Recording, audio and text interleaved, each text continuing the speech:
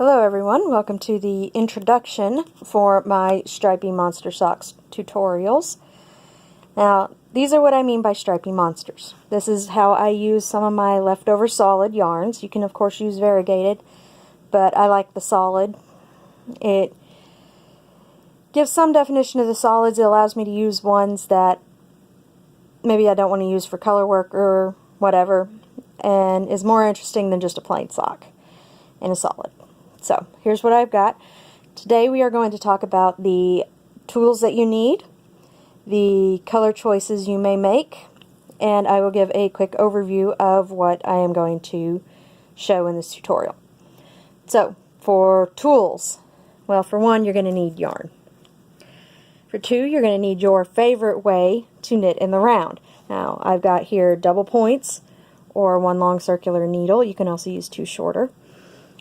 Or one 9-inch circular. This is one of my favorite ways to knit these.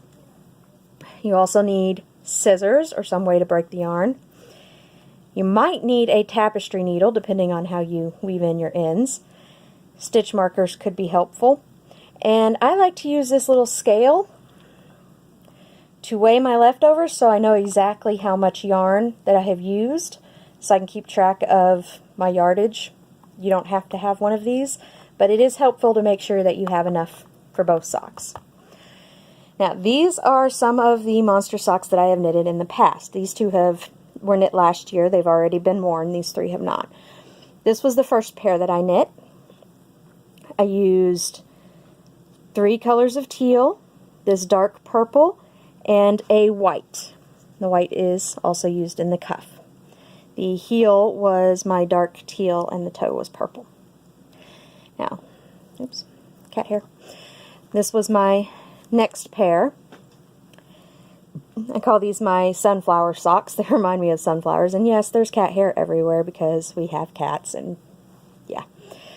On this one, I used one of my stripe colors for the cuff, another one for the heel, and then I used what I used for the thin stripes for the toe.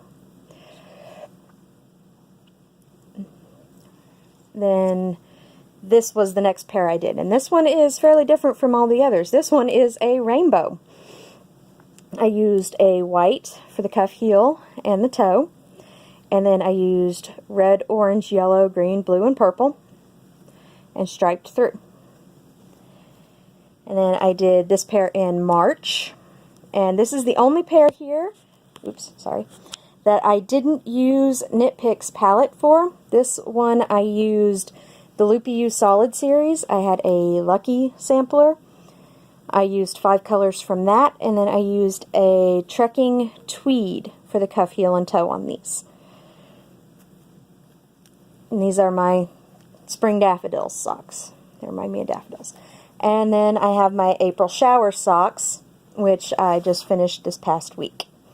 On these I did a special garter stitch twist cuff, and I did a tutorial on that already.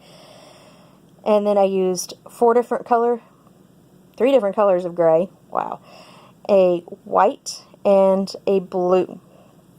Now in all of these except the rainbow pair, which is different than the others, I chose one color to use as my thin one, and I chose a neutral or something that would blend fairly well. This one I used a brown. The others I used a light color on. For the stripes, I chose one color that would be a repeating stripe, and I'll go more into that when I do my stripe sequence. And then I chose 3 colors that would show up against it. And this one is this light green, this brown, and this yellow. In this one, I only used 2 colors that would pop against it, a light teal and a purple. In this one, I used 3 different greens. Let me show the leg. I think there's a little more on it. I used 3 different greens and then this yellow. And on this one, it's the light gray, the dark gray, and the blue. So basically you want to have one color that's going to be your thin stripes, and you can use this for cuff, heel, and toe. I do often. You have one for a repeating stripe, And then after every repeating stripe, you have a color that will pop against it. Now, this is the pair that I am going to be using for this tutorial. It is Autumn Pumpkin Socks. This will be going to a friend of mine. And I use this light beige for the cuff. My repeating stripe is this darker beige. And then I have a dark brown, a green, and an orange. And of course you can change whatever colors you want. Like I said, on this one I used 6 different colors and don't have a repeating stripe. Now for the next pair, after I do my Autumn Pumpkin Socks, these are the colors that I am debating. These are some spring type colors. And I will use this light green for either my thin stripes or my repeating stripes. I'll use either this dark green or this blue for the other one, the thin stripes of the repeating. And then I have 3 different colors chosen that remind me of flowers. So, now what I will be going over in the tutorial, because I'm sure y'all are all curious about that. Sorry, I have a very small workspace here. Okay, first I will go over the cast-on that I use. Now, this is not one that I invented. It is one that I learned from another YouTuber, so I will post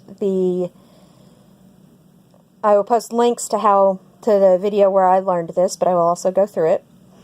I'll go through doing the cuff, the stripe sequence, and then another video I will do the heel. Now, most of the time on this one, I use a Fish Lips Kiss heel. That is a paid-for pattern, so I'm not going to go over how to do it. I will, however, go over how I do a German short row heel, which is what this one is. My German short rows are not particularly neat on this one. I'm not practiced at it, and then the foot, which is pretty much the same as the leg.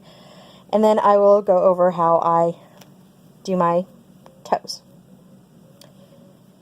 And that's really all I have for today, so I will finish this one up and then we will start the tutorial as soon as I get this one done and I'm ready to cast on the second one.